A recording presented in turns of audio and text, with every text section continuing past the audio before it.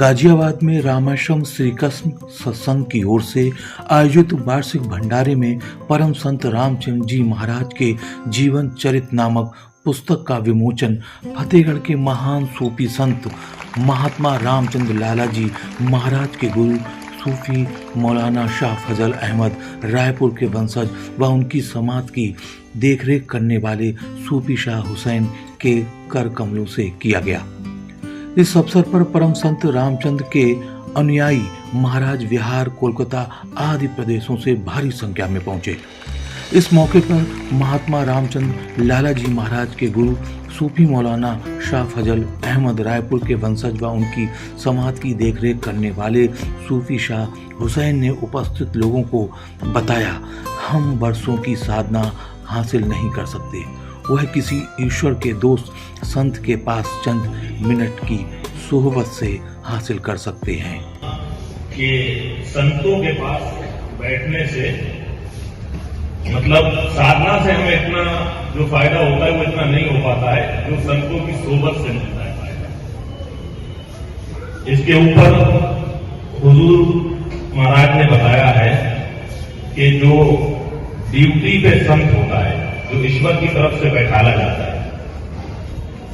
उसके पास बैठने से जो है हमारे एक बहुत बड़े फकीर हुए हैं, उन्होंने बताया है कि 100 बरस की इबादत यानी 100 बरस की साधना जो है वो चंद मिनट में पूरी हो जाती है संत के पास बैठने। आप 100 बरस की साधना से इतना फायदा नहीं ले सकते हैं जितना चंद मिनट संत के पास बैठने से मिल जाएगा। उसके पीछे बहुत बड़ी वजह यह है कि दिन भर में 24 घंटे में उस संत के ऊपर जो ड्यूटी पे बैठा हुआ है उस पर ईश्वर की 360 बार तजल्लियां पड़ती हैं। ईश्वर अपने प्रकाश से उसको 360 बार दिन भर में नवाजता है और उस टाइम में जो भी बैठा हुएगा उसको उसका फायदा मिल जाएगा। इसलिए सोहबत जो है ना वो अपने जो सूफी संतों के जो सिलसिले हैं उसमें सोहबत को इसलिए खास बताया गया। हम साधना करेंगे, हमारे हृदय में बहुत थोड़ा सा नूर बनेगा,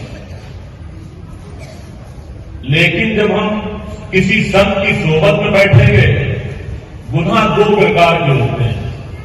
जो पाप होते हैं जो हमसे हो जाते हैं गलतियों से, छोटे होते हैं, एक बड़े होते हैं। बड़े जो पाप होते हैं वो माफी के लायक नहीं होते, लेकिन संत की सोहबत में बैठने के बाद ईश्वरीय तजल्ली जो पड़ती होती है उसकी जद में जब कोई आ जाता है तो उसके कबीरा और सगीरा दोनों गुनाह माफ हो जाते हैं, जल जाते हैं।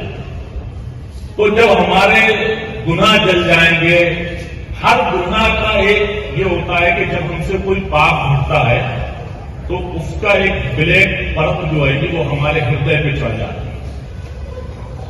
तो जब हृदय पे ज्यादा हमारे गुनाहों का बोझ हो जाता है तो फिर हमारा दिल जो है बहुत कठोर हो जाता है, उसमें किसी के लिए दर्द नहीं है। लेकिन ये तजल्ली जो है उन सबको जला देती है, उस हृदय को कोमल बना देती है और कोमल हृदय ही ईश्वर को पसंद है। जैसे हम लोग आसमान में रात में तारे चमकते हुए देखते हैं ना, कोई तारा बहुत तेजी से चमकता है, कोई तारा थोड़ा चमकता है। इसी प्रकार जब हम संतों की सोहबत में रहते हैं और हमारा हृदय जो है वो एकदम चमकता हुआ हो जाता है, ग्रीन हो जाता है उसकी नजरे करम से, तो फिर ईश्वर उसी पे नजर डालता है। ईश्वर का हमारे शरीर से, हमारे कद कामत से, हमारे पहनावे से, हमारे धर्म से कोई मतलब नहीं, उसे मतलब है हमारे हृदय से।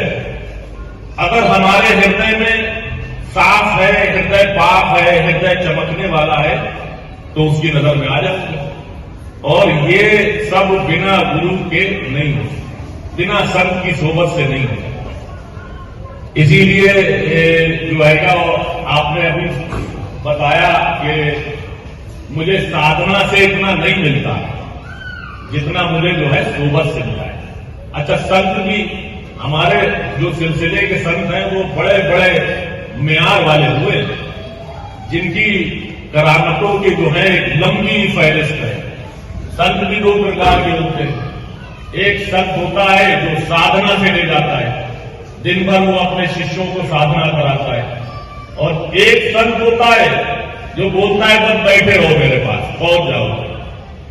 तो हम लोगों को बड़ी खुशनसीबी है जो ऐसे संत हमारे सिलसिले में आते रहे हैं कि जिन्होंने सिर्फ हमें साधना में न लगा के बैठाल के पहुंचा दिया।